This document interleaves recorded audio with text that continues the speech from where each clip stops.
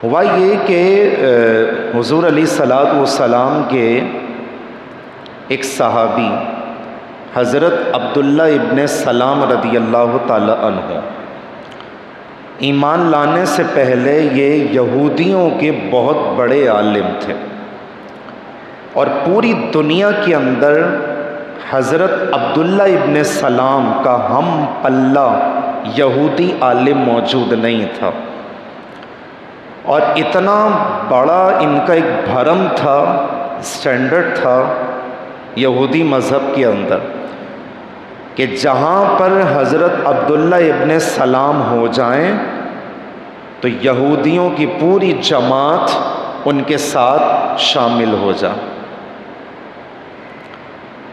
اب حضور علیہ الصلوۃ والسلام کا ان کے اوپر کرم ہوا، اور اللہ کا کرم ہوا، اور حضرت عبداللہ ابن سلام ایمان لے کر آ گئے۔ یہ بہت بڑی بات تھی کہ یہودیوں کے ایک بہت بڑے عالم ایمان لے کر آ گئے حضور علیہ الصلوۃ والسلام کے اوپر۔ اچھا، جب یہ ایمان لے کر آ گئے تو حضور نے ان کے ایمان کو پردے میں رکھا، یعنی چھپا کر کے رکھا، اور پوری یہودی جماعت کو نہیں بتانے دیا۔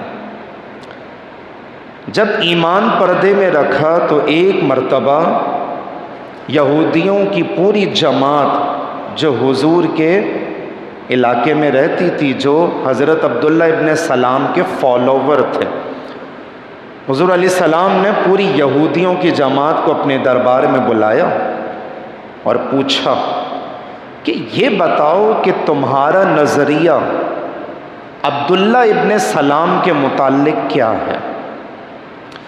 سارے یہودی کہنے لگے کہ یا رسول اللہ، ہماری نظر میں تو اس وقت پوری یہودی دنیا میں ان کا ہم پلہ عالم کوئی نہیں ہے۔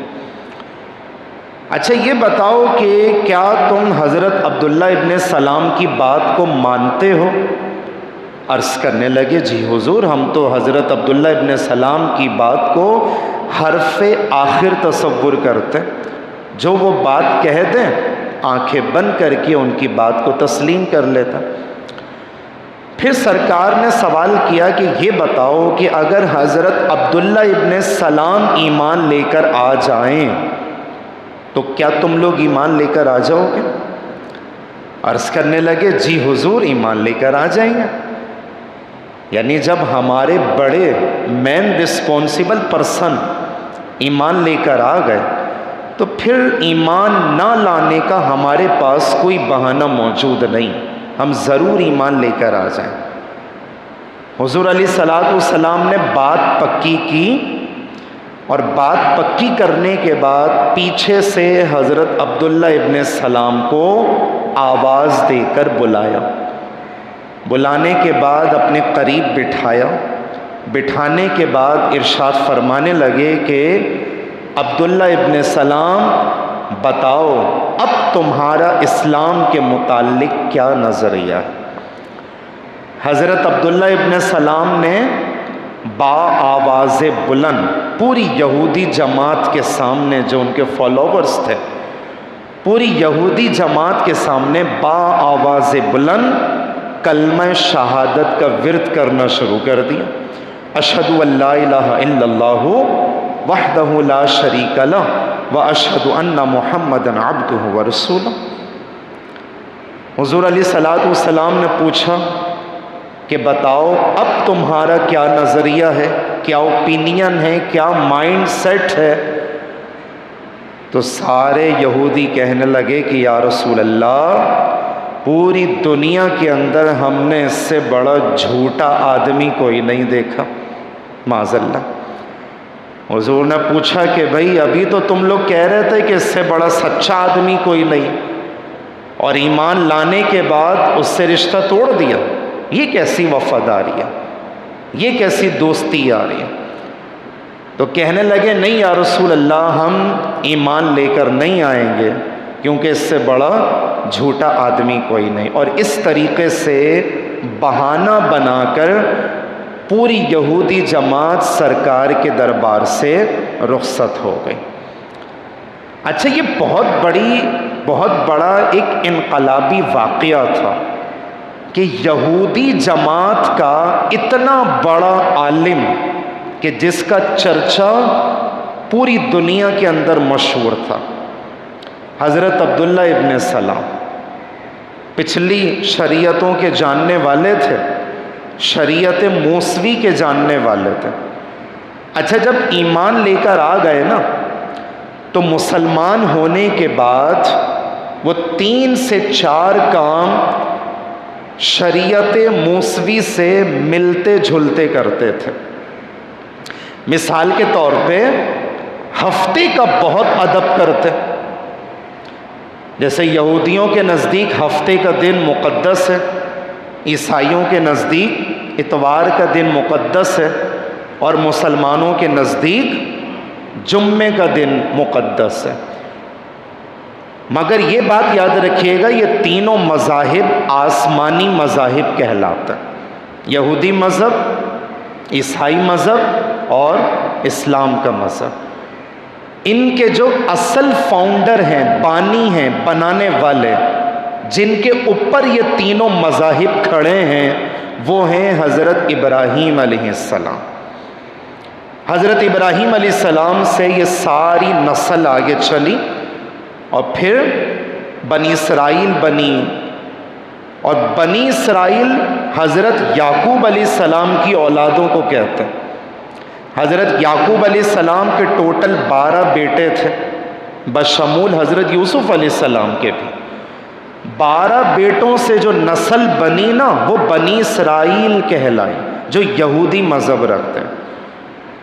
اور حضرت ابراہیم علیہ السلام حضرت یعقوب علیہ السلام کے بھی دادا پر دادا کہلاتا ہے، یعنی اتنے پرانے ہیں۔ تو تینوں مذاہب کے جو اصل ہیں وہ حضرت ابراہیم علیہ السلام۔ لیکن چونکہ ہمیں یہ بتایا گیا ہے کہ پچھلی تمام شریعتوں کو ریجیکٹ کر دیا گیا، اب جو چلے گا نا معاملہ، وہ صرف شریعت اسلامیہ کا معاملہ چلے گا۔ تو میں یہ عرض کر رہا تھا کہ 3 سے 4 کام وہ شریعت موسوی سے ملتے جھلتے کرتے تھے۔ نمبر 1، ہفتے کا ادب کرتے، جیسا کہ ہمارے یہاں جمعے کا ادب ہوتا، نہا دھو کے سب ماشاءاللہ غسل کر کے خوشبو لگا کے تیار ہو کر آتا۔ یہ اہتمام کرنا جمعے کی فضیلت پر دلالت کرتا۔ حالانکہ نمازیں تو آپ عام دنوں میں بھی پڑھتے ہیں، لیکن جمعے کے دن ذرا اہتمام سے آیا جاتا ہے، تو یہ اس کے مقدس ہونے کی دلیل۔ دوسرا کام حضرت عبداللہ ابن سلام یہ کرتے کہ ہفتے والے دن شکار نہیں کیا کرتے۔ انہوں نے سوچا کہ اگر میں شکار نہ کروں تو شریعت اسلامیہ میں منع تو نہیں ہے، یہ تو نہیں کہا گیا کہ نہیں ہفتے والے دن شکار لازمی کرو۔ اگر میں نہیں بھی کرتا تو اٹس اوکے، نو پرابلم، مجھے کوئی گناہ نہیں ملے گا۔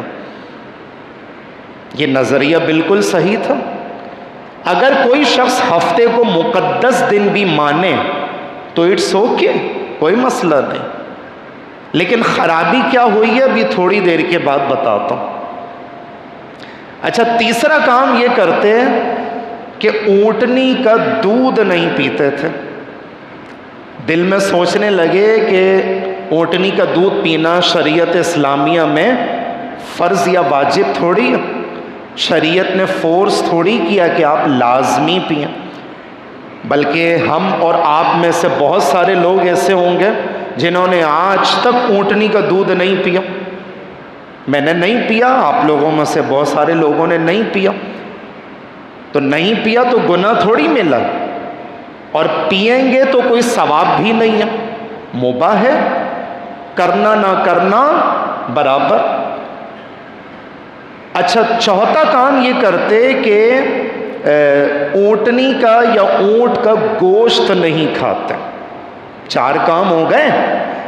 یہ 4 کام شریعت موسوی کے اندر منع تھے، نمبر 1 ہفتے کا ادب کرنا ہے، آپ کوئی کام کاج نہیں کیجیے گا، عبادت کرنا ہے، عبادت خانوں میں جمع ہونا۔ نمبر 2 ہفتے والے دن شکار کرنا منع تھا، باقاعدہ آفیشلی اللہ کا آرڈر تھا کہ آپ ہفتے والے دن شکار نہیں کر سکتے۔ تیسرا کام، اونٹنی کا دودھ ان لوگوں کے اوپر حرام تھا، نہیں پی سکتے۔ چوتھا کام کہ اونٹ کا یا اونٹنی کا گوشت استعمال نہیں کر سکتے۔ حضرت عبداللہ ابن سلام چونکہ یہودیوں کے بہت بڑے عالم رہ چکے ہیں، تو انہوں نے چاروں چیزوں کو کمپیریٹیولی کنسیڈر کیا کہ یار اگر میں ایک چیز نہیں بھی کرتا ہوں تو اسلام مجھے فورس تو نہیں کر رہا یا منع تو نہیں کر رہا کہ نہیں دودھ پینا ہے، گوشت کھانا ہے۔ دونوں مذاہب کو انہوں نے کمپیریٹیولی اس کا آبزرو کیا، مشاہدہ کیا، نتیجہ یہ نکالا کہ میں ایسا کرتا ہوں کہ مسلمان تو میں ہو چکا ہوں، لیکن ساتھ ساتھ شریعت موسوی کے یہ چاروں کام بھی میں کروں گا، مسلمان ہونے کے بعد بھی کروں گا۔